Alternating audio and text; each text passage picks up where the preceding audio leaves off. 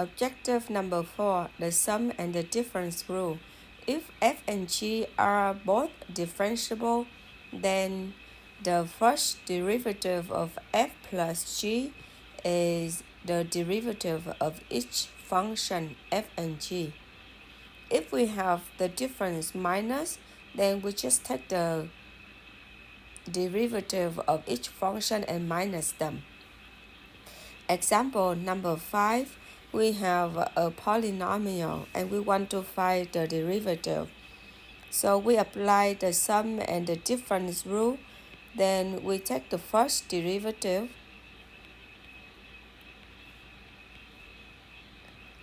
for each term.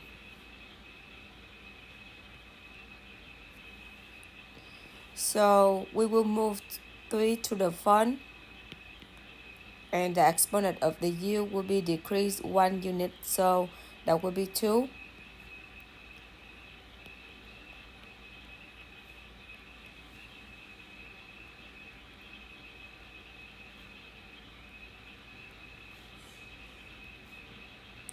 The derivative of a constant is 0. So we know that u to the power of 0 is 1. So 18u squared minus 8u plus 5 times 1 is 5. For problem B, we see this is the product, but we should not take the product. We should multiply them out and we will get the polynomial.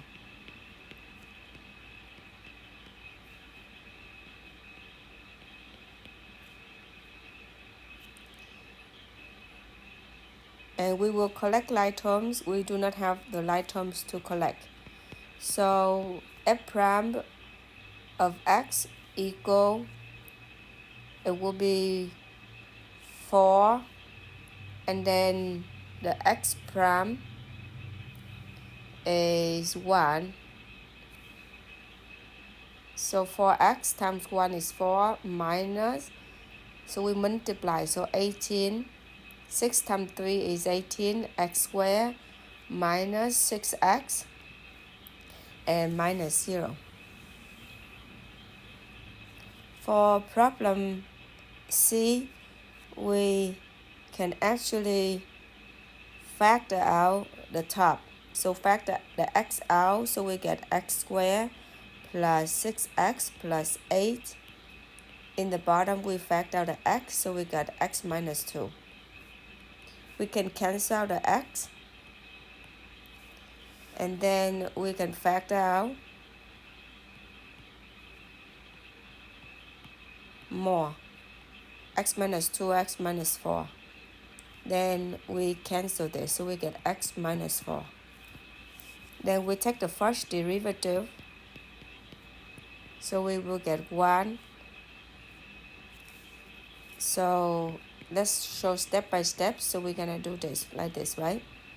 So h prime of x is 1 minus 0, so that is equal to 1. We notice that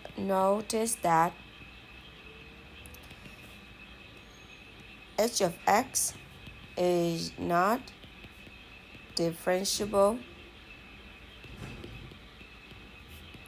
at x equals 0 and x equal to 2, because if we take x equal to 0 and x equal to 2, the function is discontinued at those points, those values.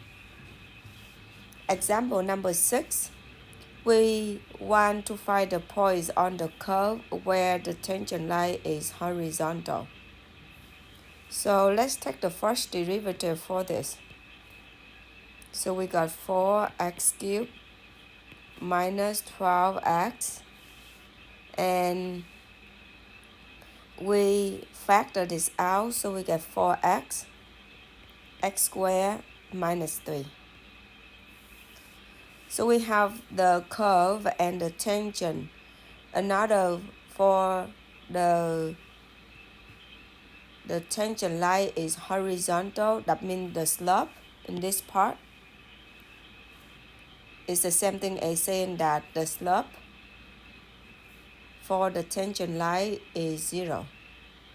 And the slope of the tangent line is the first derivative of the function. So we just make the slope equal to 0. So we make 4x parenthesis x squared minus 3 equal to 0. And we will solve for this.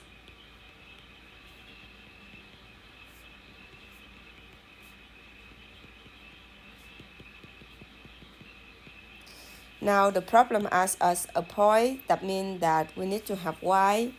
So if x equal to 0, then we plug y into the original equation to find the point on the graph. So y will be 4.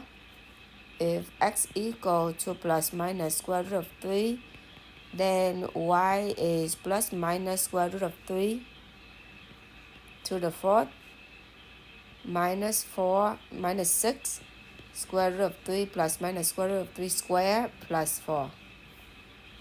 So this one we will get the answer is -5. And the point we will get is 0, 4, square root of 3, -5, and square root of -3, 5. Example number 7. The equation of the motion of a particle is s equal to t to the third power minus 5t squared plus 3t plus 4, where s measured in centimeters and t measured in seconds. Find the acceleration as a function of time, and what is the acceleration after 2 seconds. So first of all, let's find the velocity. The velocity of the function is the first derivative of that function, of the function s with respect to t. Then that will be 6t squared minus 10t plus 3. And the acceleration 8 of t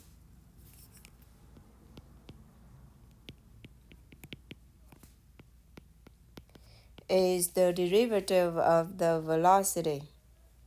So we're going to take the dv with respect to t. Then we will take the derivative of this function. So we get 12t minus 10. The question asks us to find the acceleration after 2 seconds. Then t equal 2. Then the acceleration after 2 is 12 times 2 minus 10. So 24 minus 10 is 14. The unit for the velocity is centimeter per second. The unit for acceleration is centimeter per second square. So the 14 is the answer for the acceleration. So the unit is centimeter per second square.